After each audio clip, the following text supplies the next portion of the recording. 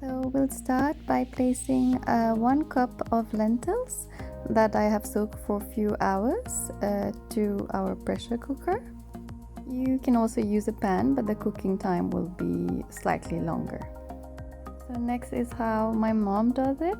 I am going to add 3 medium-sized potatoes to the dal so that I boil them while the dal cooks. And now I'm adding water, about 700 ml, and I will be seasoning this with a little bit of salt. After that, we just have to cover it and let it cook for about 4 whistles. And we are going to cook this on medium to low heat. So it's been 4 whistles and the pressure has come off. I'm opening my pressure cooker and I'm going to use a knife to check, and yeah, our potatoes are done. So I'll just take them out carefully and then I'm going to place them in a cold water bath so that they cool down. Next, I'll just check if the lentils are done by just pressing one of the grains between my fingers, and yes, it's completely soft. Next, I'll prepare my tempering.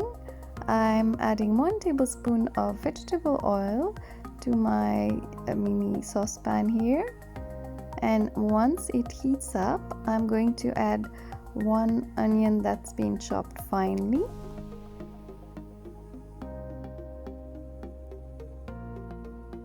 And then some fresh thyme. And I am going to saute this until the onions are slightly browned and translucent.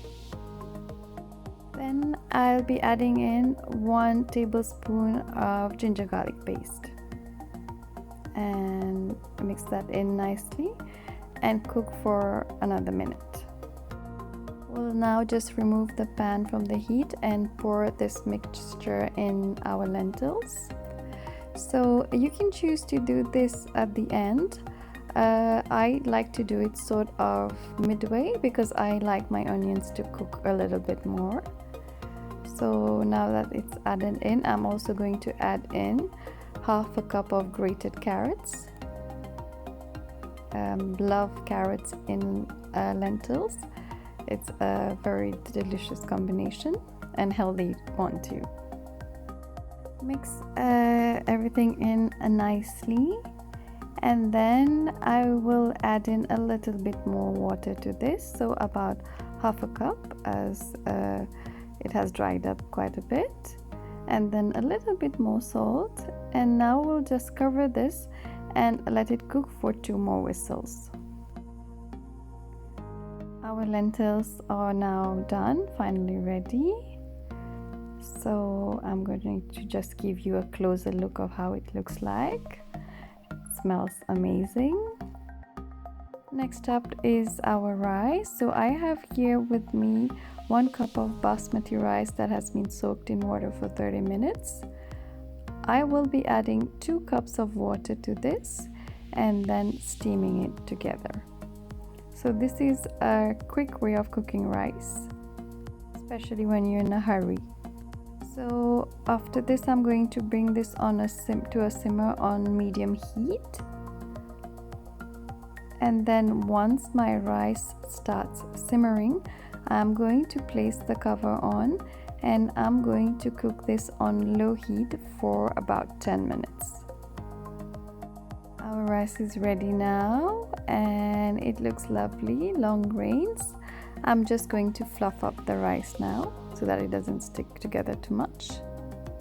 And then I'm going to cover and set aside for later.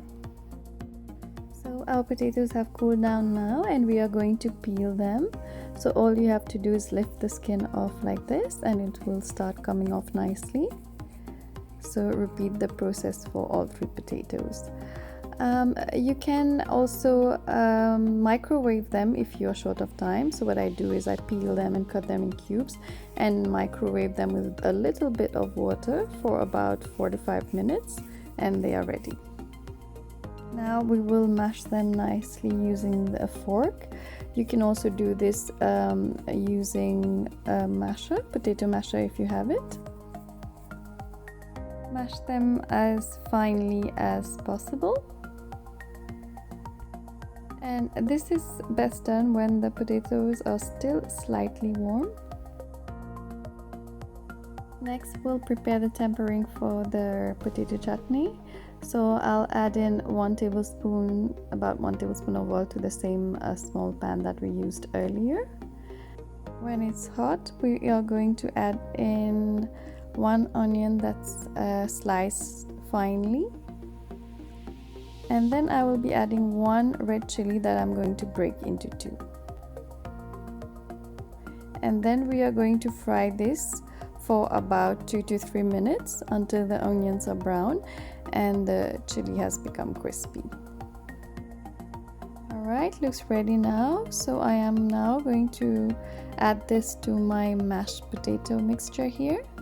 Just pour it in nicely. I only use 1 tablespoon of oil, but you can use a little bit more if you'd like.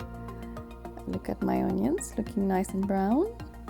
So next in, I'll add in a little bit of salt to season it, followed by some chopped fresh coriander. So this is optional. I like to add it for the color. So in it goes. So now we are going to mix this together, and I find it best to do this with hands so everything melts together nicely. And while mixing, you can also sort of break the chili now, as it has become crispy, into this. So that's it. Our chutney is ready now. Next up, we'll prepare our coconut chutney. I have here a piece of tamarind with me. I'm going to flatten it nicely and place it in a bowl and cover this with hot water. Then I'll let it sit for about 5 to 10 minutes until the water cools down. Okay, so it's done. Now I'm going to use my hands and sort of mash it in the water to release the pulp and separate the seeds. So I'll mash this nicely, and when done, I'm just going to remove the seeds and I'll be left with the tamarind pulp. Next, you take a food processor and then you add to this 1/3 cup of shredded fresh coconut. You can also use frozen if you'd like. You just have to thaw it nicely before you add it to the food processor. Next, I'm going to add into this some mint leaves, and then 2 green chilies because we like it a bit spicy, followed by my tamarind paste.